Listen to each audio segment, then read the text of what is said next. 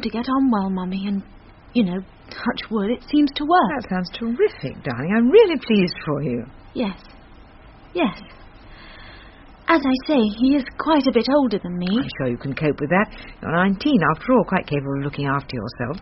Yes. No, I'm delighted to hear it.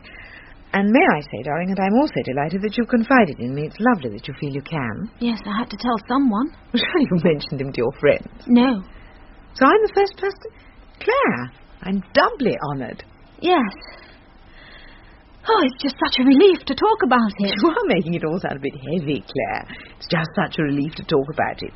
Surely if you found a man with whom things are working, you want to tell everyone about it. No. No? He's married. Oh.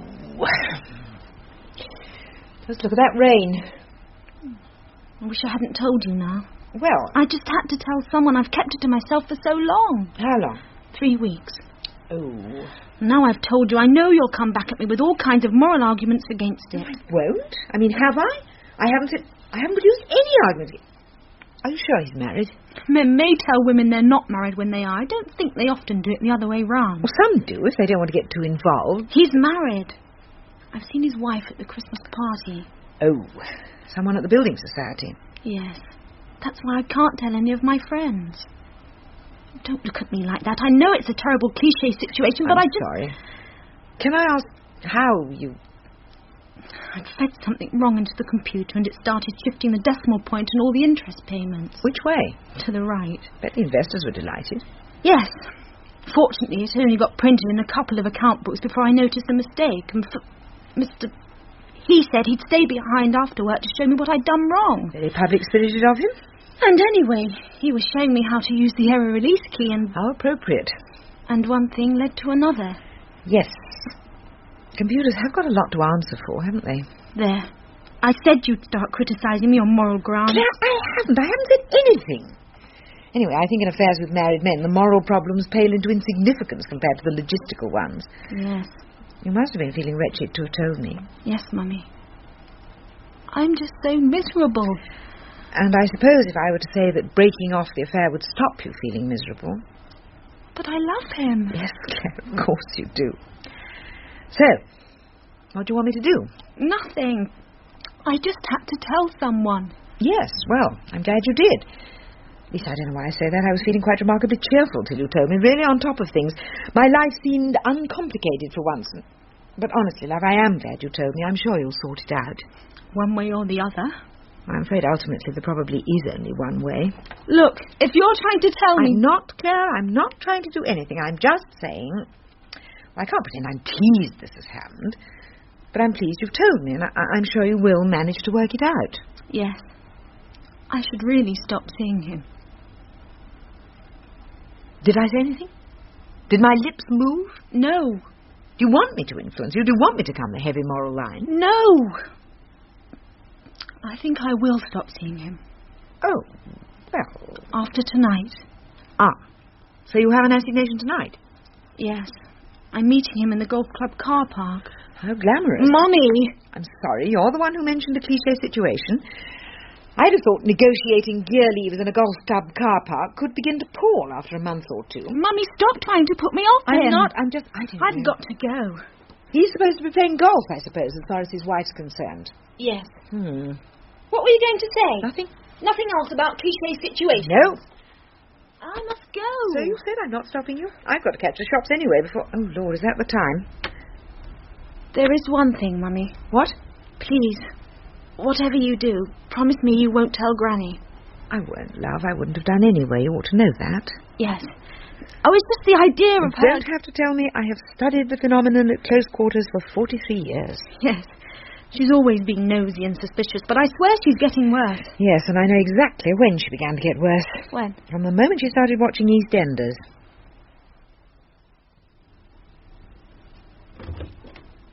Sarah, dear. Oh, Mother. Claire's just gone out. Oh?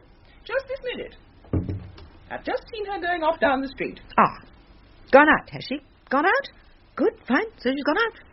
You don't know where she was going, do you? What? No. What's the time? Well, she quite often goes out at this time, doesn't she? Yes. I mean, this is just the time she goes out when she plays badminton, isn't it? Yes. So I expect that's it. She's gone out to play badminton. She wasn't carrying a bag with her.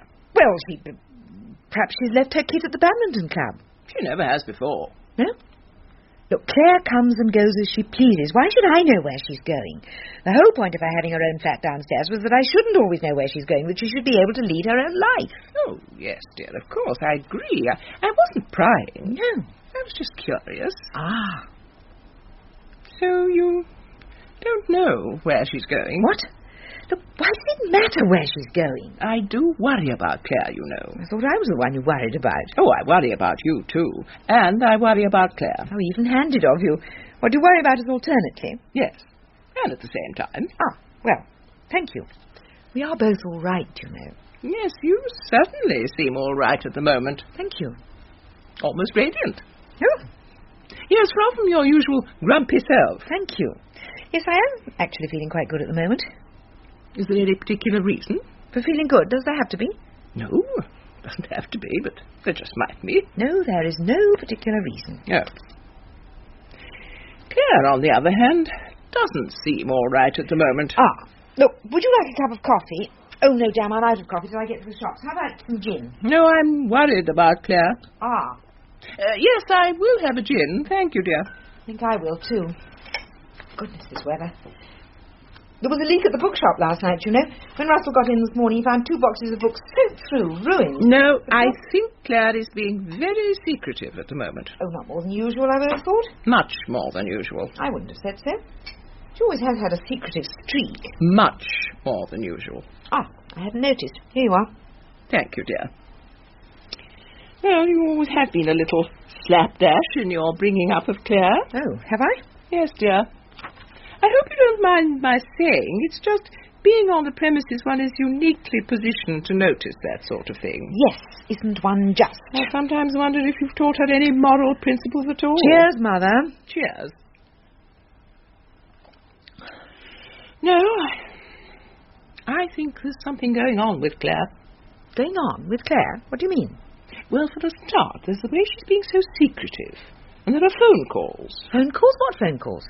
Last weekend, while you and Clare were both out, your phone rang, and when I answered I wish you wouldn't answer my phone. Look, the whole point of living as we do is that we have separate flats and separate phones. Soon Clare will have her own phone, too. But, Sarah, what are mothers for?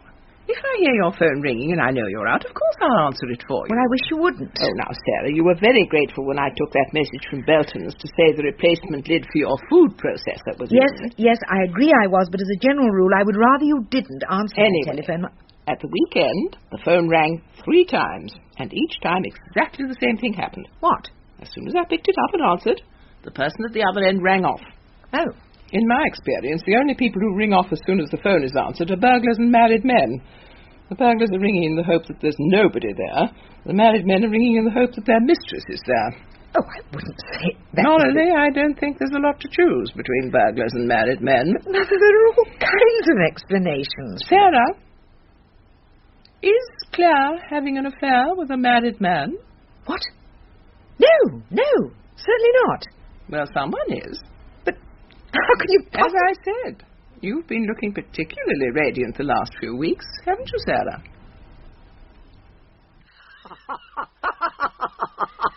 Don't laugh, Russell. It's not funny. Oh, I'm sorry. But it does have its funny side. Well, I'm afraid I can't see that very clearly. It's downright bloody awkward side keeps getting in the way. Yes, of course. Now Mother is firmly convinced that I'm having an unsuitable affair with a married man, and I can't disabuse her of that notion because that would put her straight on to Clare. And you promise Clare you won't tell. Oh, shut up, Russell. Yes, all right. Yes, I can see it has got a funny side. In the same way that seeing someone about to fall off a cliff has a funny side. Sorry. It'd be different if I approved of what Clare's up to. And I can't just categorically say, this is wrong, stop it at once. For a start, that would just make her more determined to continue. Anyway, she's 19, she's not a baby. And in a way, if she is going to do this sort of thing, I'd rather she was telling me about it. Really? Well, no, to be honest, I suppose I'd rather have remained in blissful ignorance. But now she has told me about it, I'd rather she kept on telling me about it. Just wait until the storm blows itself out. Yes. I mean, situations like that can't last for long. Many do. For years and years. Oh, thanks, Russell. Cheer me up some more. Sorry. No, I'm sorry. I shouldn't be telling you about it. Well, you can trust me. I won't even tell Bob. I know, Russell. I didn't mean that. It's just... Oh, dear. Everywhere I turn, I seem to walk into another cleft stick. Sounds painful. Yes, it is. Also, I feel as if I'm aiding and abetting a criminal. I mean, last night I lent Clare my car to go to another assignation. Wasn't the fellow called Pandarus who... Shut up, Russell. No, it's this appalling weather. Clare came in on Monday night soaked to the skin, having walked back from the golf club. Even if I can't do much about my daughter's morality, I can at least see that she doesn't die of pneumonia. Well, the weather could help you in the long run. How? Golf club assignations can't be much fun when it's like this. I mean, snuggling into soggy bunkers, cuddling up on wet fairways. I think the emphasis is more on the car park than the golf course. Oh, yes. Traditional morality has never really recovered from the invention of the automobile, has it? Oh, dear, oh, dear. So now you're aiding and abetting by lending out your own passion wagon. Yes. What made it worse, of course, was that the minute Clare had driven off yesterday evening, I realised that it was late-night shopping and that I'd intended to go and make a major raid on the supermarket. Ah. And since I'd got virtually nothing in the house and had run out of all the basics, I decided I had to go by bus, which I did, through the rain. Only to discover when I got there that the weather had triumphed again and the supermarket was closed because of flooding. Oh, Sarah. Yes, it was on the news yesterday morning. Had I known you were going to go there, I could have told you. Thanks. So anyway, Russell, can I throw myself on your mercy? Please, can I leave at 5:15 instead of 5:30 today so that I can get to the supermarket? It was either that or starving to death. Well, in that case, after proper consideration and having weighed up the demands of the bookshop with particular reference to the number of customers who've been in today, viz. None, I have decided yes. You may leave at 5:15. Oh, bless you, Russell. Then I'll try and sneak back home without Mother noticing I've arrived. Because that would mean more upbraiding on your slack morality. Exactly. I wouldn't mind if somebody was actually trying to slacken my morality at the moment. Oh, what a tangled web we weave when first we practice to deceive. There's nothing to what happens when your daughter starts practicing to deceive. I tell you, Russell, I never thought I'd say it, but I'd go back to Clare learning the violin any day.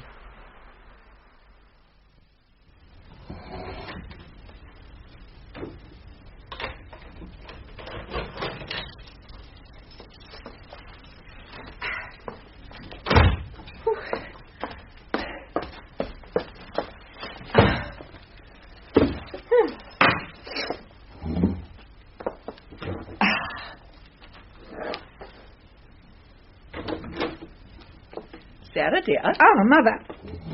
I heard you come in. Who was that doctor who said there was something wrong with your hearing? Should be struck off. Sarah. Would you like a cup of coffee? I have got some now. Thank you. Right. So you found time to do some shopping? Yes.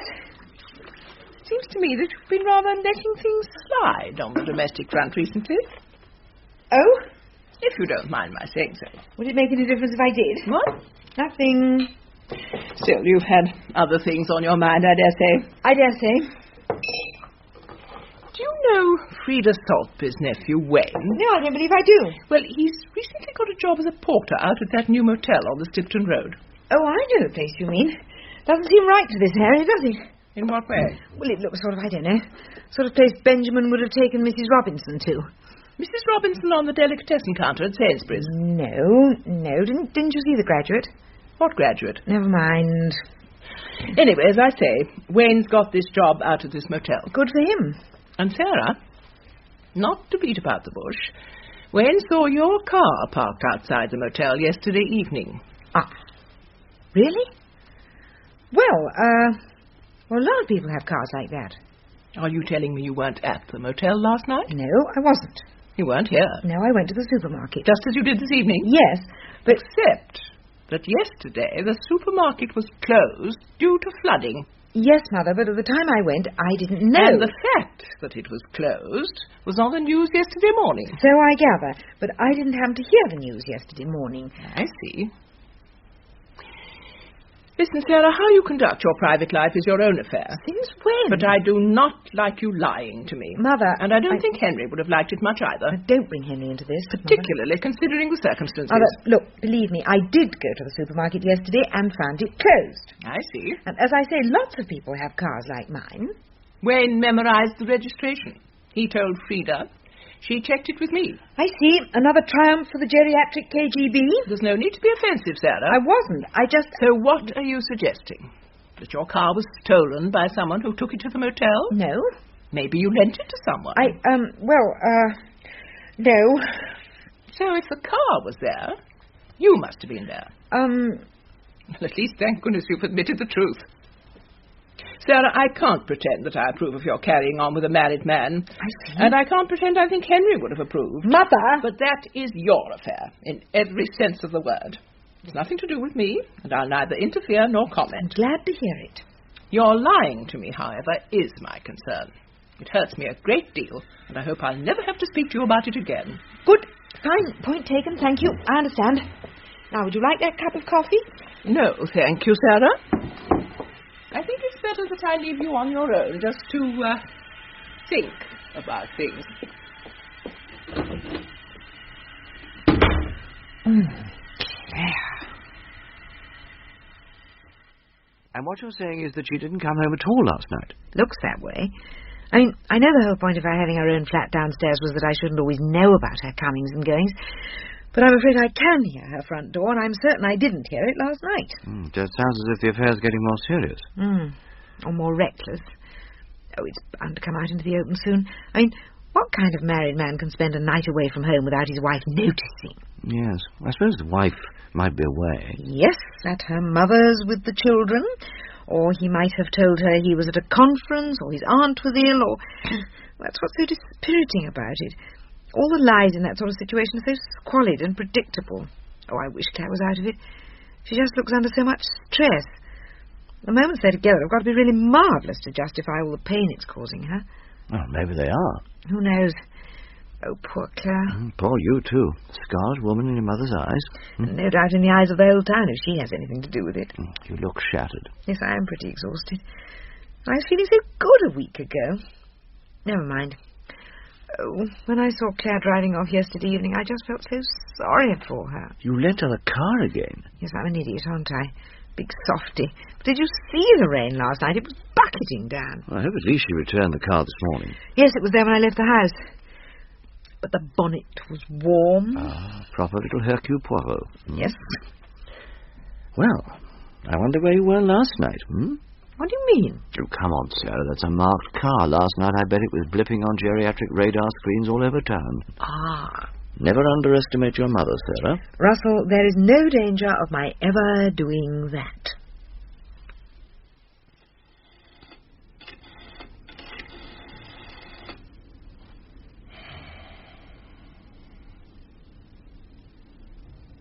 Oh, hello, Frida. It's Eleanor. Look, I wondered, did you have a chance to talk to Wayne? Oh, good.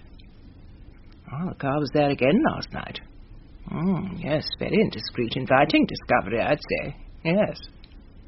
Oh, Frida, you know I'd never be one to pass any moral comment, but... Yes, well, those are my feelings exactly. But did Wayne manage to check the register? Oh, really? So his name's Smith? What? I'm sorry, I can't hear you, dear. Smith? Yes, I suppose it might be a false name. I don't suppose Wayne managed to get any clue... Oh, he carried the suitcase up to the room, did he? Oh, you have got a clever nephew, Frida. Philip Brownlow. Well, fancy that. No, it doesn't mean anything to me, dear. Yet. But if he lives within 20 miles, I can find out. Don't worry about that. But Russell, you said you wouldn't tell anyone. I didn't, Sarah. You must have mentioned it to Bob, and he must have mentioned it to someone else. Mother knows that the man works for the Building Society. Well, if she does, I swear I didn't have anything to do with it. Oh. I wouldn't, Sarah. If I'd promised you, I wouldn't. No, of course not. I'm sorry, Russell, even thinking it. This atmosphere of suspicion and paranoia is getting to me. Well, at least that'll be all over now. What do you mean? Well, if your mother knows the man is someone at the Building Society, then she must know the guilty party's Clare, not you. Oh, I hadn't thought of that. Yes, you're right. Thank goodness. Oh, Russ, I do feel terrible about what I said. I mean, having distrusted you. Don't give it a second thought. Pour yourself a large drink, put your feet up for the evening, and forget about the whole thing. Thanks. Actually, I can't do that. I've been invited out to a drinks party. Oh, well, that should be fun. Doubt it. Me skulking in the corner of the room doing my wallflower widow routine. Never mind, at least it'll get me out of this place for a bit. Right, well, see you in the morning, Sarah. Bye. Bye, Russell.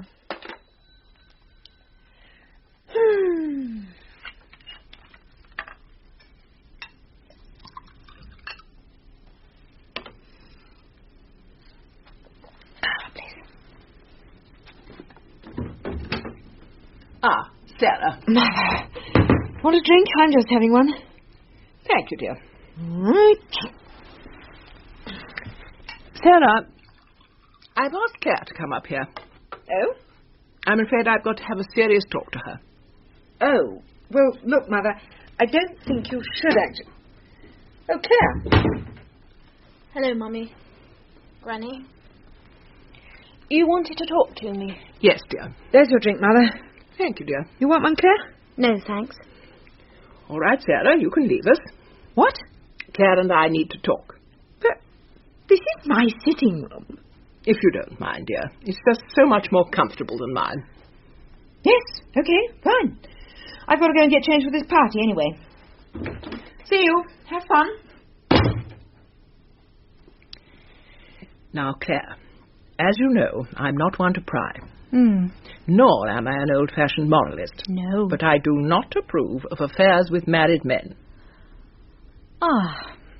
Now, it's come to my notice that someone working at your building society, Yes. a Mr. Brownlow, Yes. Mr. Philip Brownlow, who is married with 3 children, is having an affair with someone in this house.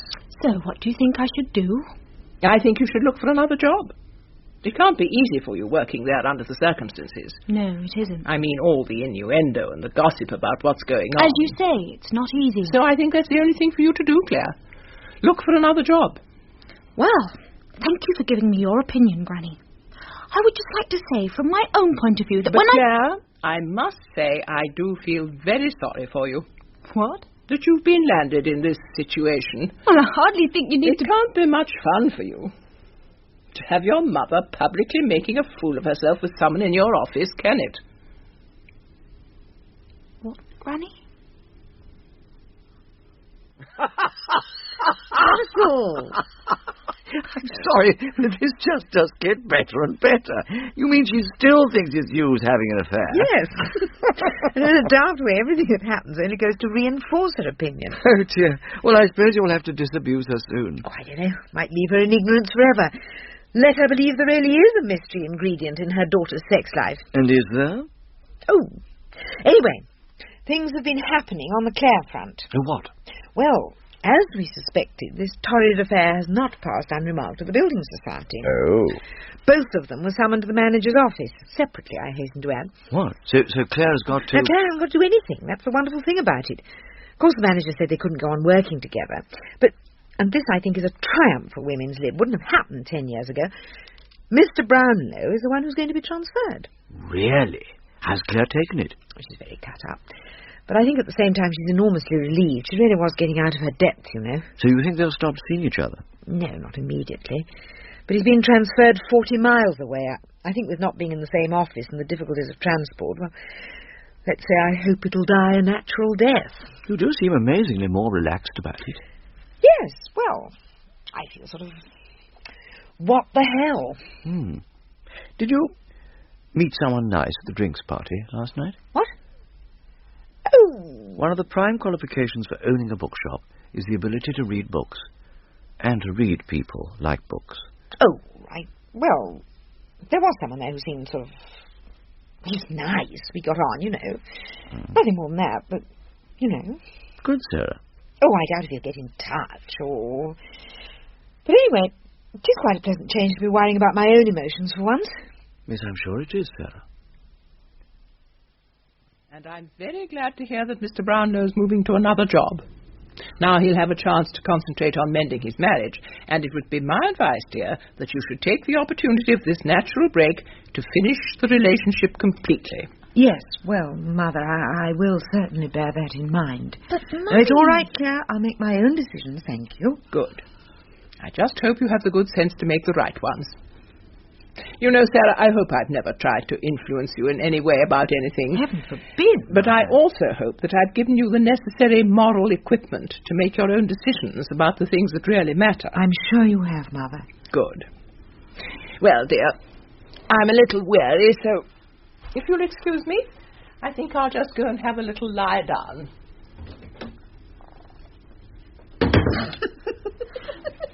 But, Mummy, you can't let her go on believing that. I'm not. What does it matter? Gives me a nice opportunity for a workout on my moral equipment. Look, she's already thought the worst about me many times. She currently doesn't think the worst about you. Sounds like a perfect situation. Why change it? Well, if you don't mind her... I don't, really. How are you feeling, love? Pretty battered. Any sort of advance? Any decisions?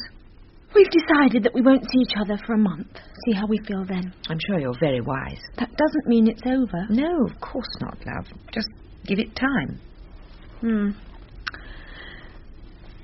You're looking particularly cheerful today. What?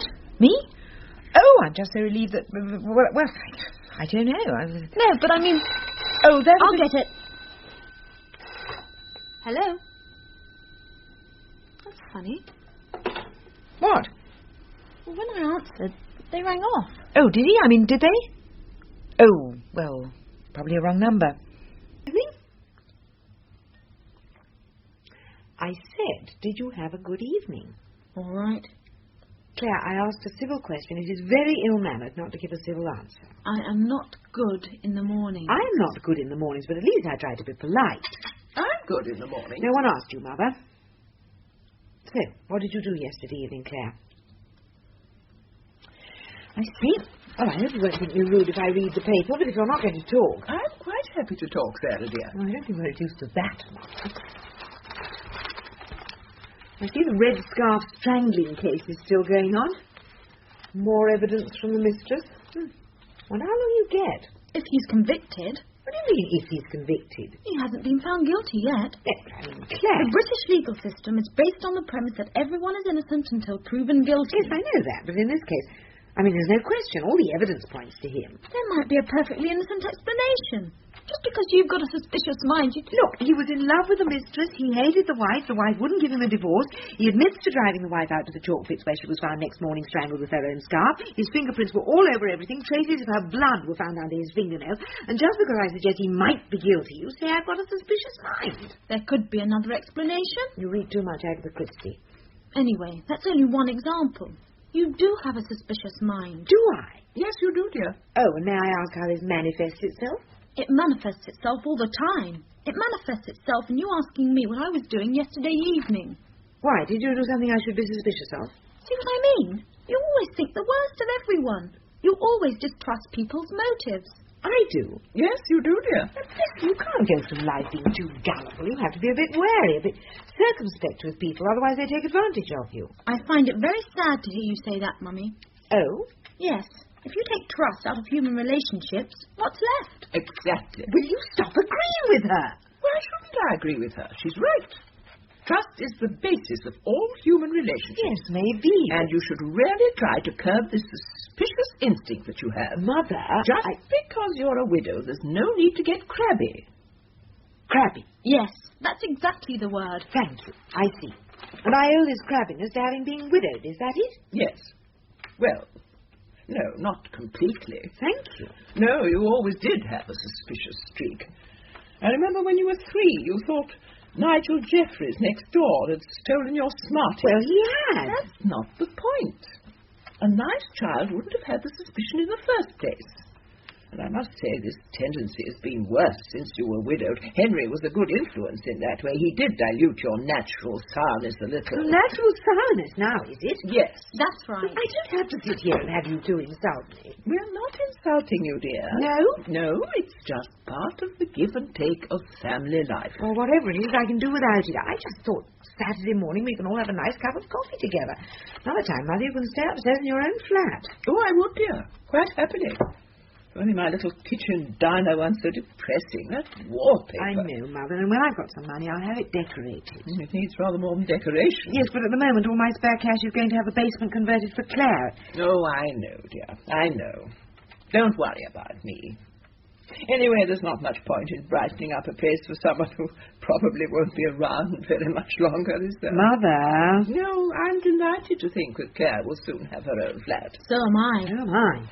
The builder starts on Monday, does he, Clare? Yes. Oh, well, that'll be a relief. What was his name again? Terry. How did you get on to him? Did someone recommend him? No, local paper. I just had to take pot luck. Still, he seems awfully obliging. He looks very honest. He's got these extraordinary brown eyes. And his estimate was way below the others.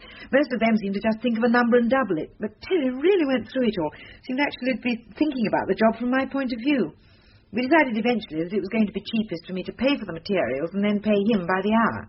You see, dear, there are people around who can be trusted. You must learn to give people the benefit of the doubt. Yes, of course. I do. I hope you'll be all right. What do you mean? Well, he seemed very pleasant, but you do hear some terrible stories. There seem to be such a lot of cowboys about. You're doing it again, Mummy. What? Thinking the worst of people. No, Yes, you were, Sarah, dear. Will you You stop? know, Mummy, Yes? if I were ever accused of any crime, I hope to God I wouldn't get landed with anyone like you on the jury. Thank you, Clare. Sounds to me as though they were just sending you up. Yes, they were a bit. I know they were. But they do sometimes gang up on me, Russell. And sometimes I feel strong enough to cope with it, and sometimes I don't. Just now you don't. Exactly. I think perhaps what really worries me is that they might be right. Well, that you don't trust people. That I actually am becoming sour and suspicious. Can't say I've noticed it. I think it's something that can happen as you get older. You lose your naivety about people. Maybe you get hurt once or twice, and suddenly you find you're no longer looking at the world as if you were little Noddy. Did you ever? I don't know. I can't say, really. I mean, I've changed so much in the last couple of years since Henry died. I can't sort out which changes would have happened anyway and which are a direct result of being widowed. Don't see why it should make you suspicious of people. I mean, Henry was killed in a car accident due to mechanical failure. I mean, no person was to blame. No, but it goes deeper than that. It just hit my confidence so much. I felt that there was no longer anything I could trust or believe in. If Henry could just suddenly go like that, then anything could happen. For the first year, it was as if all the world had gone into negative. Everything I had relied on as white was suddenly black, and all the black was suddenly white. But you're over that first shock. Oh, sure, yes. Most of the time the colours are back to normal. And when they're not, I now know my moods well enough to be able to twiddle the controls and get a reasonable picture back. What I can never decide, though, is whether the picture I get these days is as good as the picture I used to get. Well, because it may not just be the picture. I mean, maybe the programmes you're receiving now aren't quite so good. The standard of television has gone down over the last couple of years. So what should I do? Keep rerunning all my old videos of life with Henry? No, just try not to be making comparisons all the time. Good advice, hard to follow. God, I hate being a widow. Not so much because it means I've lost my husband, but because of all the implications. If I'm introduced to someone as a widow, they immediately make a whole load of assumptions about me, assumptions which I resent deeply. And it's quite possible that I resent them so deeply because some of them are true. Maybe I really am becoming crabby. Crabby? My mother's charming description of me. Oh, it's horrible how things fester when you're on your own. A couple of years ago, if Mother had called me crabby, I just have said, silly old cow, it takes one to know one, and never given it another thought. Now I find I wake up at 5 o'clock in the morning worrying about it. Just about that? No, not just about that. No, what then? Well, this morning I then started worrying about this builder I'd got coming. Was he any good? Was he a cowboy? Had I chosen the right man? Was I capable of making the sort of major financial decision which Henry always used to make? Did the builder think he could take advantage of my gullibility because I was a woman? Would he turn up? And then thinking all that made me feel awfully sour and suspicious, and I was back to worrying about being crabby again. Did he turn up? Yes. That's why I was a bit late this morning. I stayed around to give him a key and show him where the coffee is and that sort of thing. No, he arrived on the dot of 8:30. Seems awfully keen and willing and conscientious. See, your fears were groundless. I suppose so. Yes, I feel rather awful about having been suspicious of him. Oh, he'll be all right, don't worry. Look, he's giving you a price. All he'll want to do is just get the job done as quickly and efficiently as possible.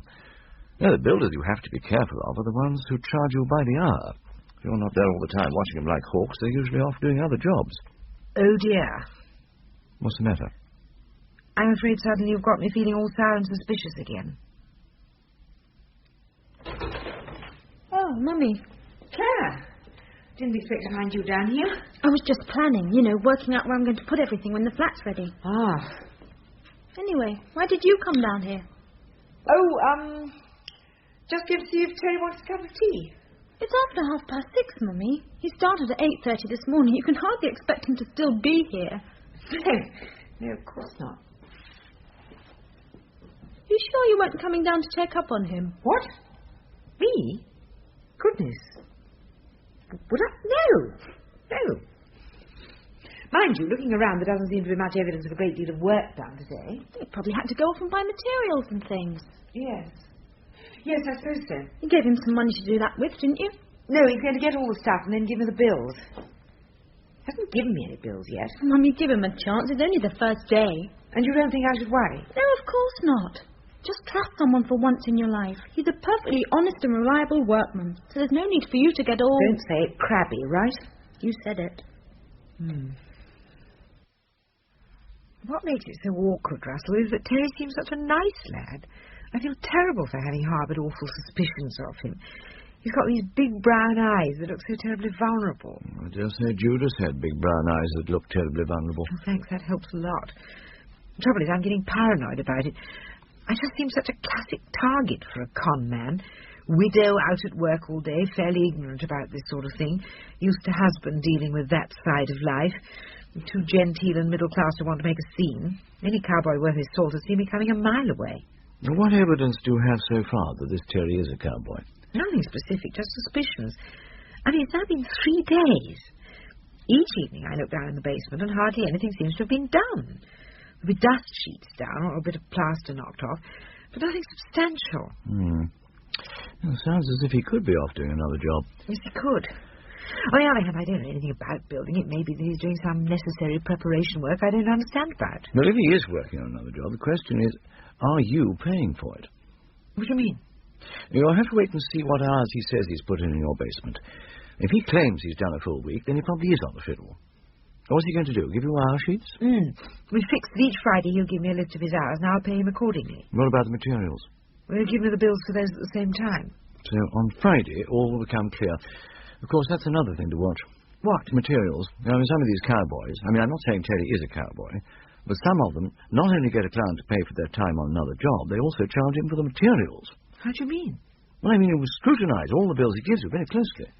If there's anything there you can't match with your requirements, then you know you're being done. What sort of thing? Well, say he presents you with a bill for 500 metres of 35mm copper piping. Yes. And the job you asked him to do couldn't possibly require 500 metres of 35mm copper piping. Which it certainly couldn't. Could it? Could it? Then you know that either your builder is making you pay for another job, or he's suddenly taken up modern sculpture. Either way, you're being done. Yes. And if I discovered I was being done, then there would have to be a major confrontation. Oh, right. The procedure under those circumstances is simple, though. What? You just don't pay. It does seem terrible to have to be so suspicious. There's no point in being cheated. No. I suppose if you're at home all day, you can keep an eye on people you've got working for you. Spy unobtrusively, see what they really get up to. Yes, but don't forget you've got your own built-in spy in the house. Your mother still lives in the top flat, doesn't she? Well, that's true. And from what you said of her, she's not without a certain aptitude for espionage. Say that again. I've spent my entire life trying to keep out of range of her antennae and failing. Yes, that's not a bad idea. Give Mother a license to snoop. She'd be in seventh heaven.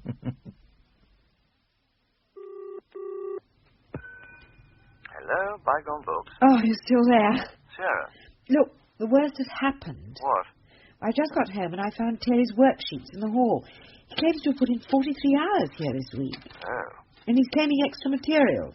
Not 500 metres of 35mm copper piping. Well, no, not actually that, no, but there are bills here for wallpaper and kitchen units that I never ordered. I bet somebody ordered them. And I bet that somebody is also paying for them. So I'm afraid it has to be the major confrontation. Yes, big brown eyes or not. Look, do you want me to come round? I mean, you know, if it's going to be ghastly for you. Oh, no, best you're thinking of it, Russell. It's one of those things I've got to do on my own. I'm the one who's going to have to pay the bill, so it's my responsibility. I'll be all right. I'll just pretend I'm Henry, think how he would have done it. That's the spirit. I'll be very positive. I won't succumb to middle-class diffidence and embarrassment. I won't listen to any flannel. I will avoid looking into the big brown eyes. I will say what I have to say with firmness and dignity. Good for you. I'll jog... Oh, I think I can hear him coming. I must ring off. Thanks for the moral support, Bye. Russell.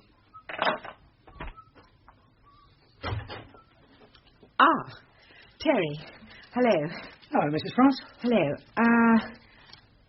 Terry.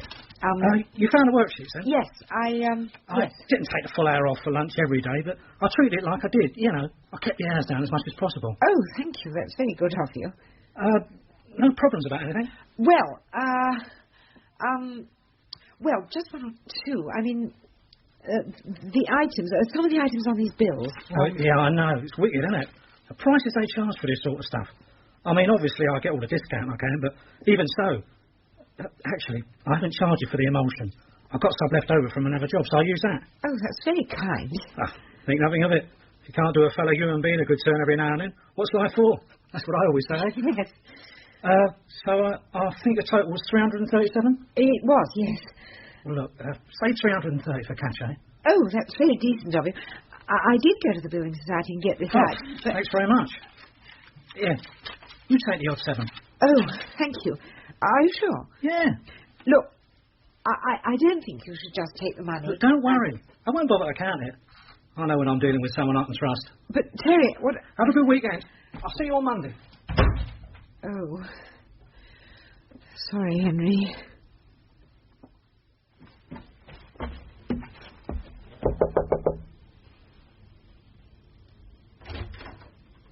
Sarah, dear, hello. Mother, I wondered if I could just have a word. Of course, dear, any time. Well, can't I come in? I'm sorry, better not. I've just burnt a pan of milk on the stove. There's smoke everywhere. Oh, well, look, I wondered if you could do something for me. Of course, dear, anything. Listen, it's about Terry. That nice young builder, yes. Well, that young builder, anyway. Look, I'm afraid he may be taking me for a ride. But he seems so obliging. Well, con men always seem obliging. That's one of their skills. Con men? Listen, I'm afraid that Terry's cheating me over the hours he's putting in here. Oh, really? Yes. And it's almost impossible for me to check up on him when I'm out at the bookshop all day, so I was wondering whether you would mind... What? Well, just keeping an eye on him, seeing how long he stays here, seeing what he actually gets up to.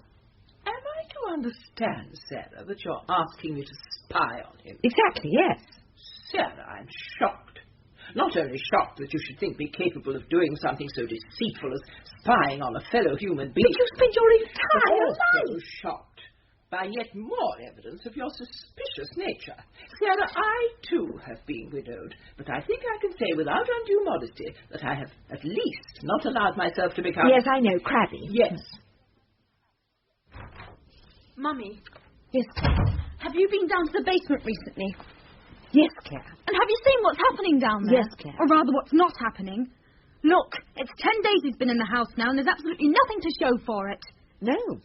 Well, what is going on? He's obviously a crook. Oh, come, Claire, that doesn't sound like you.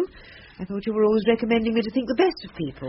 Mummy, there's a difference between thinking the best of people and being plain gullible. So I'm gullible now as well as crabby, is that it? Yes! This Terry's obviously just a cowboy. There might be another explanation. Remember, Claire, trust is the basis of all human relationships. Never mind trust, we're talking about my flat. I've ordered furniture and kitchen units to be delivered in a fortnight, and the place is just not going to be ready in time. No, I agree. Not at the current rate of progress. Did you say you ordered kitchen units? Yes. You didn't ask Terry to buy them for you? No, certainly not. Why do you say that? Just trying once again to think the best of people, and once again, unfortunately, failing. Oh, never mind that. You must give Terry a good talking to. I'm never here. That's half the trouble. I don't get the chance to talk to him when I'm out at work all day. I haven't time. You must make time. Why don't you make time, Claire? After all, as you keep saying, it's your flat. Yes, but I'm not paying the bill. You are. And that gives me the privilege of dealing with any problems that may arise. Of course, Mummy. Don't you understand? That's what responsibility means. I reckon that's the only thing you can do, Sarah. Spy on him myself? Yes. Take tomorrow off. I can spare you here. The book trade seems to be going through yet another lull. And you can see what he actually does with the day. Lurk about the house and watch. I don't think I'm very good at lurking. I don't think you've got much alternative. You'll just have to watch him for a whole day and find out what he does. Clock him in when he arrives and see how long it is before he goes off to work on another job. Actually count the hours he does with you and see if there's anything to show for it at the end of the day. Isn't he going to think it odd if I keep popping in to check up on him? Oh, you mustn't do that. You mustn't let him know you're there. No? No, that's what I mean about lurking. I mean, you really have got to spy. If he knows you're there, he'll put on a show for you, do a full day's work just to make you look foolish. Yes, I suppose you're right. Mind you, I didn't think I could feel much more foolish than I do now. I should really have challenged him when I saw him last Friday, but he just seemed so straight and honest and charming. You looked into the big brown eyes. I suppose I did. Fatal. But listen, you can't fail this time. Keep out of sight. Pretend you've gone out to work in the morning. See how soon after you've apparently left he goes out. Then when he comes back, confront him with the fact that you know he's doing another job. Well, as ever, you make it sound easy. Don't you think you can manage? Don't know. It's the sort of thing Henry could have done. Of course, Henry would never let it get to this stage. Oh, I'll try. I'll do my best. Look, I reckon the shop could do without me for a couple of hours in the morning. Would it help if I came along for the first bit of spying? Give you some moral support? Oh, Russell, you have just no idea how that would help. Mummy, shouldn't you have gone? It's 20 to 9. Oh, no, there's no hurry. Russell's opening the shop a bit later today. Oh, all right for some. I wish the building society sometimes decided to open a bit late. Well, it doesn't, so perhaps you ought to be on your way. You sure you've had enough breakfast? You know, Mummy, one thing I'm longing for more than any other is the day when I can leave the house without hearing any inquiries about how much breakfast I've eaten. Oh, sorry. Which I will be able to do when I live in the flat. Assuming the flat ever exists. Don't worry, Clare, it's in hand. Glad to hear it. Has anyone informed Terry of that? He'll find out. Good. I'll see you later. Bye. Bye, love.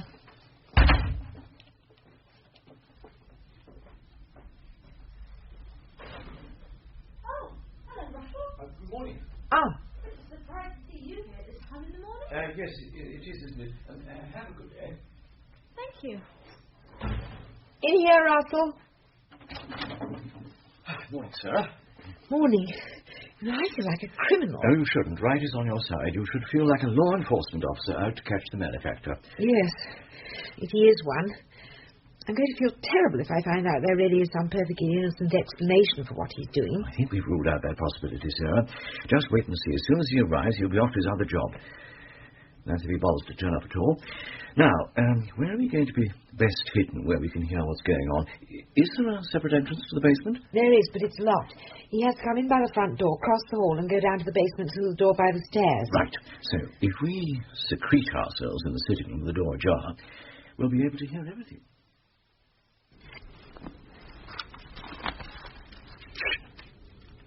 Sounds as if he's arriving. Can't fault him for timekeeping. Depends who's paying for the time, though.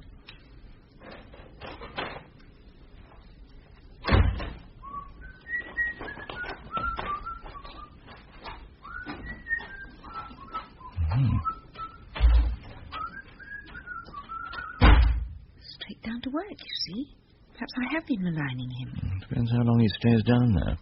Maybe all day, a full conscientious 8 hours. If it takes him 8 hours a day to do as little as you say he's doing, he's either utterly dishonest or utterly incompetent. Either way, you want a shot of him. Yes, I suppose. Shh. He's coming back. No. I'm afraid so. Clocked in here for 30 seconds and now he's off on the other job. He might be just making a cup of coffee.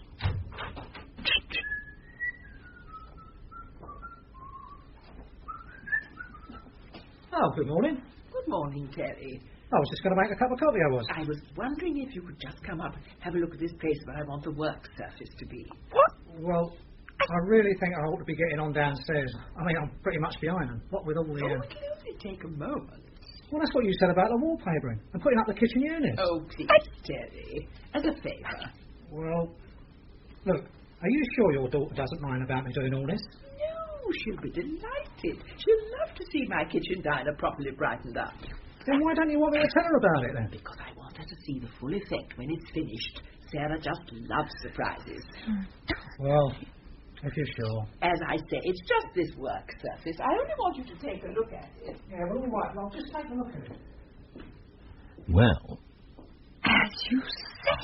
Well, love surprises, do I add? My bloody mother loves them too, because she's certainly got one coming to her. But Sarah, dear, it never occurred to me that you might mind. You are an old humbug, not to say a liar. I don't think it's very polite to speak to your mother in that way, Now, Sarah. don't you start getting on your high horse just because you haven't got a leg to stand on. You're mixing your metaphors, dear. And don't try to distract me. You deliberately took advantage of that young man's goodwill. Nonsense. He just happened to be in the house, and I just happened to ask his advice on a matter of decoration, Then I just suggested that he might have the odd moment to help out an old pensioner, and he's such an obliging young man. Yes, he is. One of nature's gentlemen. One of those very rare people who is genuinely altruistic, who really is willing to do someone a favour without any hope of return. As a result of your little games, do you know the kind of a suspicion of him that I was harbouring? Do you realise I almost ended up accusing him of fraud? At one stage, I even contemplated bringing the police in. Sarah, I can't help it if you have a suspicious nature. No, but you can help it if you have a deceitful one. That's not a very kind thing to say to an old lady, dear. Maybe not, but it's true. You planned this whole thing. You knew exactly what you were doing at every turn. You kept me out of your flat so that I couldn't see what was going on. All you wanted was to get your kitchen diner decorated. Well, I got it, didn't I, dear? Yes, at my expense. Oh, it hardly cost a thing. Just the odd scrap of wallpaper, a few bits of wood. And it's not as if Terry wasn't here anyway. Yes, but I was paying him for being downstairs. Oh, I never thought of that aspect of it. Oh, didn't you? Still, it does look nice, doesn't it? And at least I did get it done. Yes, you got it done, but you got it done by deceit, Mother. No, dear. No? No. Deceit is being dishonest to people you don't know. Well, what's being dishonest to your nearest and dearest? That, Sarah, is just part of the give and take of family life. I like breakfast. You need it, you're growing. I hope I'm not. Not anorexic, are you? Mummy, I am 5'5". I weigh over 9 stone. I take a size 12 dress. I am not anorexic. No, I suppose not. What's more, I'm 18 years old. Quite old enough to know that I don't like breakfast. All I want is a cup of coffee. It's not enough for you, really. You only ever have coffee. Yes, but that's different. Why? Well, it's a logical decision that I have reached. I have come to realise that my metabolism doesn't need anything to eat in the morning. Exactly what I've come to realise. Hereditary metabolism. But I didn't realise it until I was 23. So you were a slow developer. So let's just forget it, shall we? Cut breakfast out of the day. I mean, it made some sense while Daddy was alive. Yes. Henry liked his breakfast. But you don't, and I don't. So don't let's pretend. Forget it. But what? But the prospect of getting breakfast for you is what gets me up. It gives me a reason to get up. If I didn't get up until I had to leave the bookshop, I'd stay in bed until 9. Great. Then I could go off to work without having to talk to you. Listen, you don't have to talk to your mother in the morning. I do sometimes, now she's living upstairs. Anyway, I had to for 23 years. Just because you suffered in your childhood, there's no need to inflict the same on me. Claire. Never mind. It'll all be simpler when I move out. When you move out? Yes, into a flat. You're planning to move into a flat? Yes, I must go. But Claire! Bye. Claire! Will you be late? Yes.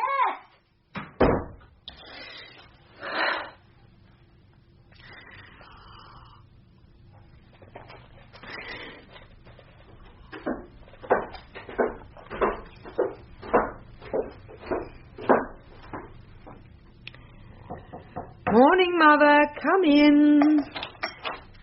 Good morning, Sarah, darling. I wondered if I could... Borrow some... Yes. What? How about milk? How about it? Yes, I'm sure you can. You know, Mother, the idea of that flat upstairs was that it was self-contained. I know. Well, it is, but I'm not. Do you want some coffee? I just came to borrow the milk. Well, borrow some coffee, too, and a mug. And don't bother to take them away.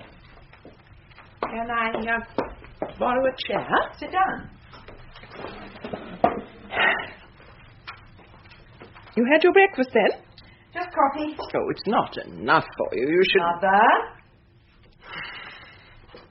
You and Clare having your usual early morning banter, I heard. At least we're talking. Seems quite perky at the moment, not in one of her phases of total non-communication. Confides in you, does she? Yeah, to an extent. Tells you everything? Not to that extent, no. No. What do you mean? You know something. One hears rumours. What? Don't know if it's true. Oh, Mother, come on, what is it? Claire's been getting home late a lot recently, hasn't she? Yes, but... I mean, she finishes work at the Building Society at 5:30, and she's never here before 8, or if she is early, she rushes out again. And yes, not that much to do in this town, I'd have thought. Have you asked her what she does? No, I don't think parents should pry. Oh, no. No, nor do I. But when it's your own child, that's different. You don't know what she does, then? Well, I know she sometimes plays badminton with friends, and she has a drink with friends, or she goes to parties with friends, or She's 18. She's adult. By law, anyway. It's not my place to follow her every... I mean, it's up to her. I don't care. What has she been doing? Well, Mrs. Johnson from the day centre's grandson Terry works behind the bar at the Red Lion. Well, in these days of mass unemployment, that's wonderful news. And he's seen Clare in there more than once in the evening. So, she's old enough to drink legally. She's very sensible about alcohol. I don't see why she make a fuss about her going out for a drink with friends. Not friends. Friend. What do you mean? An older man. The same older man each time, or is she working through the Bowls Club? The same one each time. Ah. And Sylvia Waits from the Meals on Wheels has seen them together in the White Horse. Oh. Twice. Wonder who he is. I know. Who? Margaret Walton's cousin Pauline heard about him from Valerie Brown on the pension counter's sister Mary. Oh, God, the geriatric grapevine's been working overtime. He does coaching at the tennis club. The older man must be fit for his age. Sarah, this is serious. It's Clare we're talking about. How old is this man? Well, Valerie Brown on the pension counter's sister Mary's gentleman friend Morris is a groundsman at the tennis club, and he reckons the older man's at least 35. Well, 35 sounds quite young to me. But not for Clare. I suppose not. Still, it's her life. I'm not going to interfere. She can see who she likes as far as I'm concerned. It's up to her. I wonder why she hasn't told me anything about it. You never told me when you went to see Jailhouse Rock with that teddy boy, Mick. Oh, Mother, Mick wasn't a teddy boy. He just borrowed his father's jacket and it was too big for him. But you never told me. No, I didn't tell you because, well, quite frankly, Mother, I knew I'd never hear the end of it. I knew you just witter on about it. And you think Clare feels any differently about you? Mother, even you must admit that you've always been a nosy old bat. Sarah, to their daughters, all mothers are nosy old bats. It's just something that goes with the job.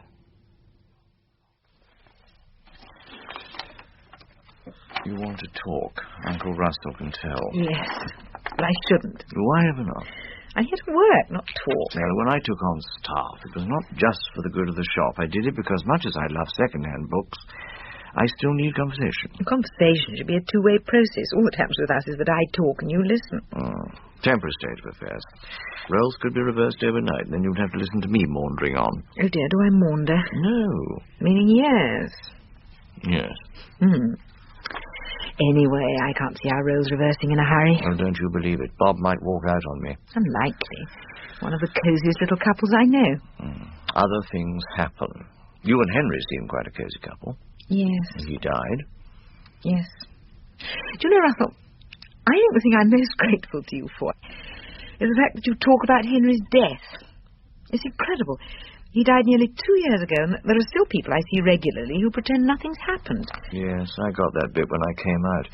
To the day he died, my father kept asking me if I got any girlfriends. No, Dad, I replied every time, I've got a boyfriend. Don't be silly, Russell, he'd say. I know about these things. You mean girlfriends.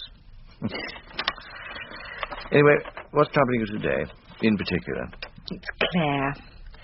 She's having a clandestine affair. What a very 18th century phrase. Full-blown affair with 2 veg and all the trimmings? Don't know. All I know is she's keeping it secret, and it's with an older man. All been guilty of that in our time. Oh, one half of me says good luck to her. Glad she can take sex in her stride. All power to her elbow. I'm not sure it's her elbow that'll need it. Anyway, what does the other half of you say? The other half says she's only 18, and not a very mature 18. And I don't really think she is uninhibited. I don't think she can take sex in her stride. As her mother, I ought to find out what's going on. Very proper. Can't you ask her about it? I suppose I'll have to. Probably won't do any good. Oh, dear. This is just another of those 100 times a week when I want to ask Henry, get his reaction. Yes, it must be hard making the major decisions on your own. Usually it's something utterly mundane and practical. Does the right-hand main switch control the old round-pin socket in the spare room?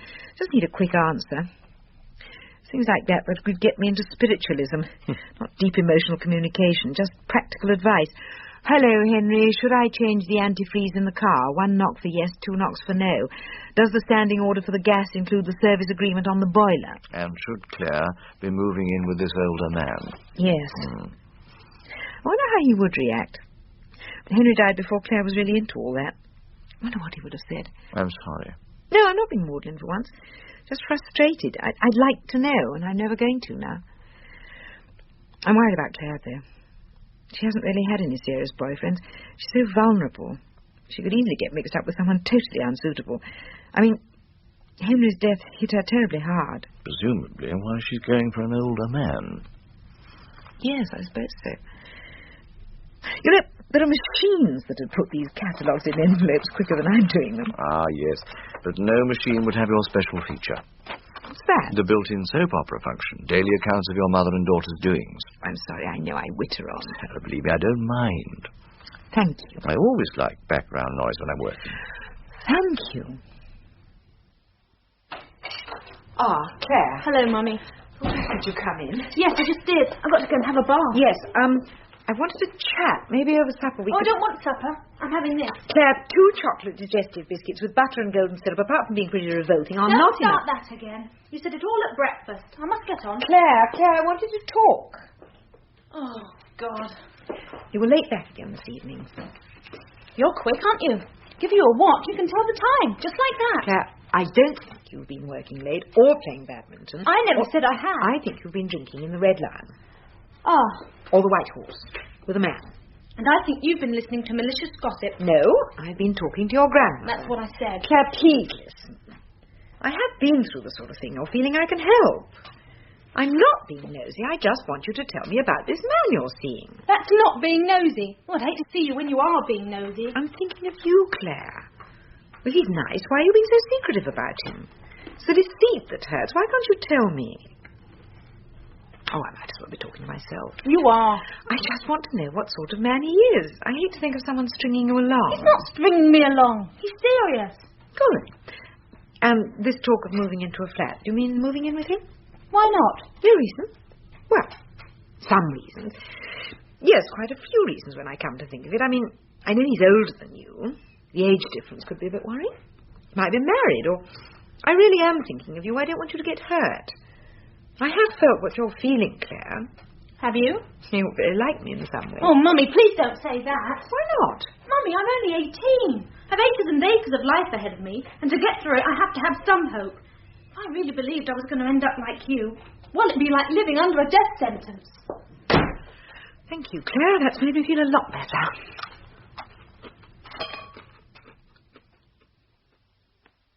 Oh, it's hopeless trying to get anything out of her. You did talk? Yes, at least I managed to find her. Usually when I want to talk seriously, she disappears. Yes, she goes down to the cellar. Does she? I'll bear that in mind next time she vanishes. But she didn't tell you anything. Not much. Maybe I should have a little talk with her. I don't think we're used to that, Mother. Clare and I sometimes have a great rapport. I know, but I think this one is between me and her. All right, Sarah. I do know what you're going through, you know. Do you? Oh, yes. I've felt what you're feeling, Sarah. Have you? You're very like me in some ways. Mother, please don't say that.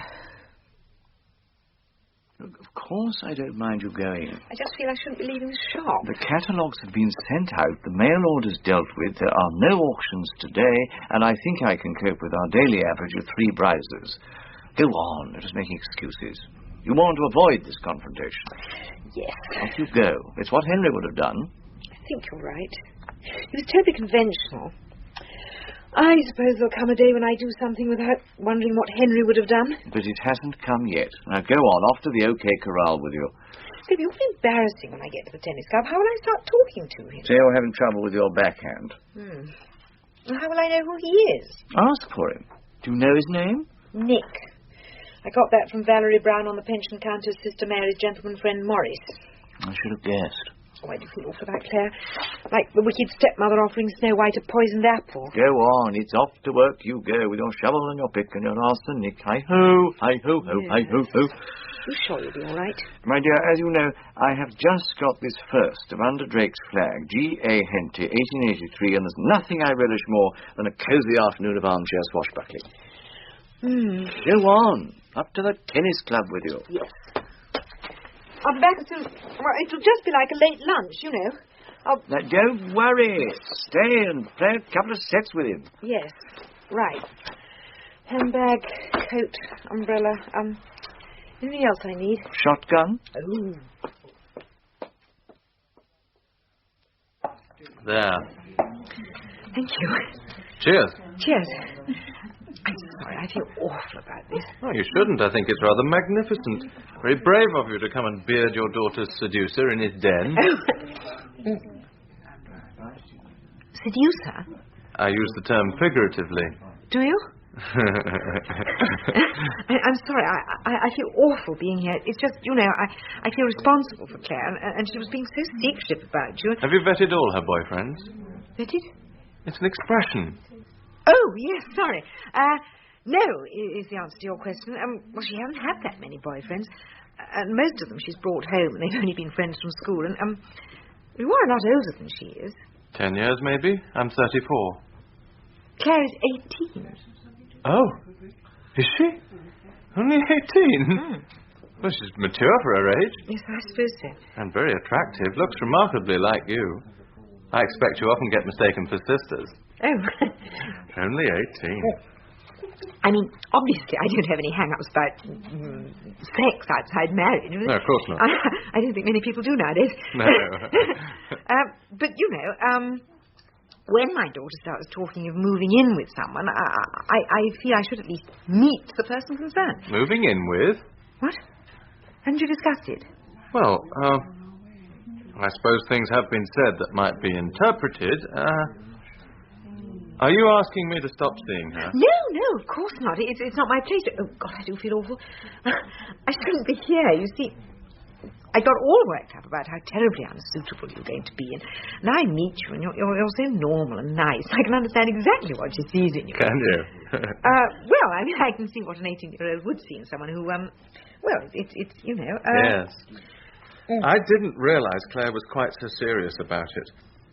Perhaps I should stop seeing her.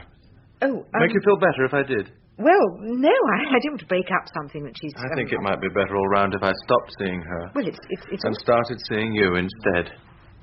Oh, dear. So he packed his tents, quitted the field, and left you triumphant. Yes, I suppose he did, really. Well done. Your maternal duty achieved. Henry would be proud of you. Yes, but it's gone too far. I didn't actually want to break up the affair. I didn't want to hurt Clare. But you're relieved. I suppose... I don't know. No, I think he's just one of those, attractive, amusing, lively sort of men who got a lot of charm. Good-looking. Good company. Sounds fun. Yes. But obviously the sort who's going to chat up anything in a skirt, not very stable. I mean, you're almost chatting me up. I'm sure sign of instability. Thank you very much. Oh, I do feel awful. But I'm sure it's what Henry would have done. I mean, if he'd still been alive, the same confrontation would have taken place. Except presumably he wouldn't have been chatted up. Presumably not. Anyway, it's done. I just hope it doesn't hit Clare's confidence too badly. I mean, obviously there are thousands more men about, more suitable men. But it's hard to realise that when you're 18. I wonder if Clare's going to be mooning round the house. Hello, bygone books. Yes, she is. One moment. It's for you. Hello? Sarah? Nick? Ah, hello. I was wondering about meeting for that drink we talked about. Well, you may have talked about meeting for a drink. I didn't. But don't let's get sidetracked by pronouns. How about the Red Lion at 6? No, I can't. I don't think it's a good idea. Oh, pity. I wanted to talk about Clare. Oh. I've been thinking about what you were saying. Ah. I think we should just have a little further chat. We don't want Clare to be hurt. No. Oh, well, all right, quick drink. Good. But not the Red Lion. Why not? What's wrong with it? Well, What? Mrs. Johnston from the day centre's grandson Terry works behind the bar. Oh.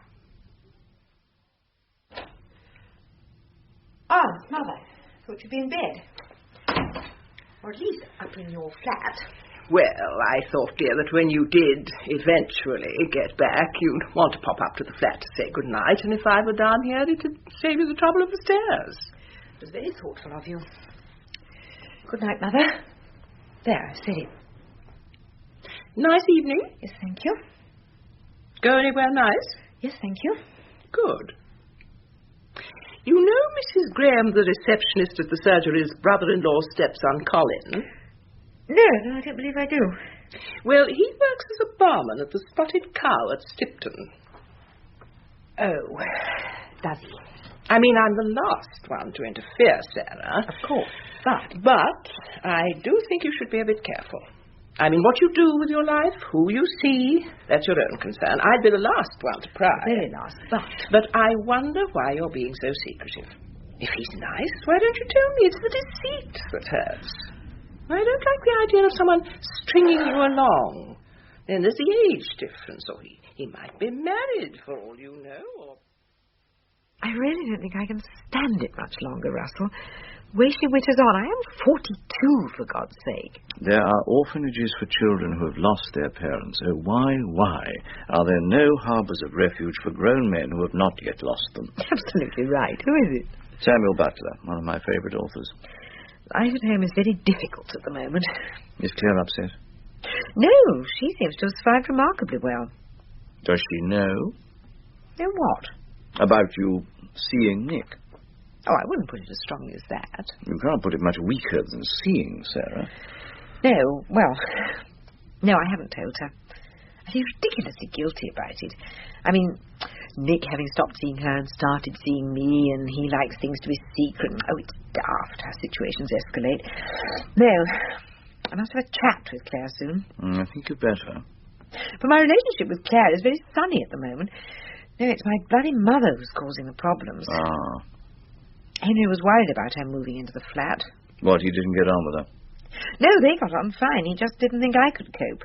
Ah. And he was right. But at the time I didn't worry. If Henry was still here, I could cope. Lots of things I could do if Henry was still here. And a few you couldn't. Like? Clandestine drinks with John McEnroe. There's nothing serious in that. No? No, just company. He's fun, though. Very pleasant. Can't last, but it is nice to be treated like a woman for a change. Yes, I always find that.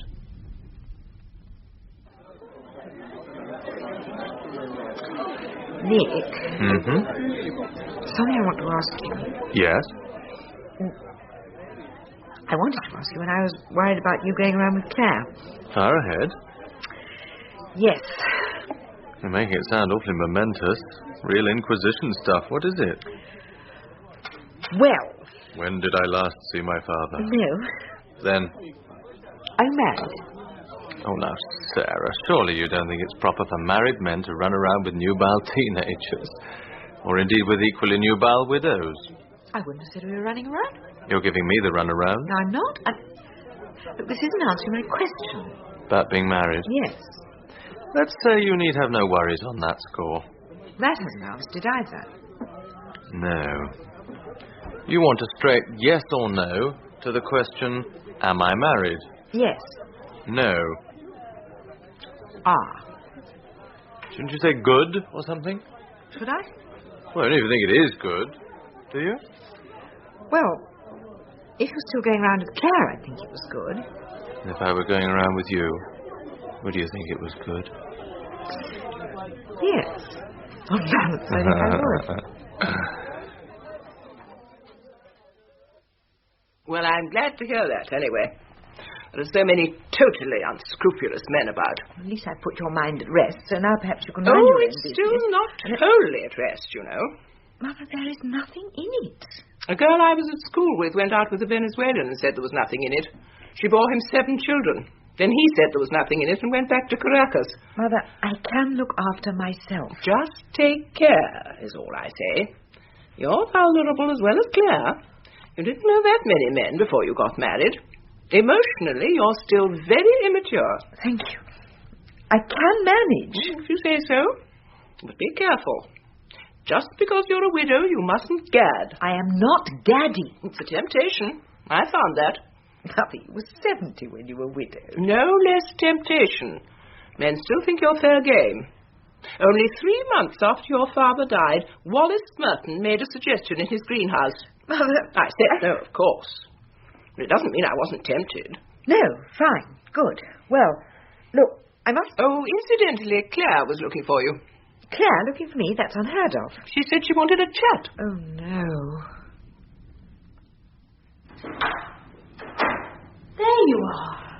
Clare. I've been looking all over the house for you. Yes, I was just, I wanted to talk to you. Oh, yes? About Nick. Nick? You know that bloke Nick who you didn't approve of. Oh, yes, I remember. Well, I stopped seeing him. Yes, I know. I mean, I gathered. When did you stop seeing him? Last night. Last night? Yes. I told him to get lost. You did? Why? He's been two-timing me. How do you know? I mean, what makes you think that? I heard about it from Sharon Wilson's boyfriend Marty's other girlfriend, Tracy.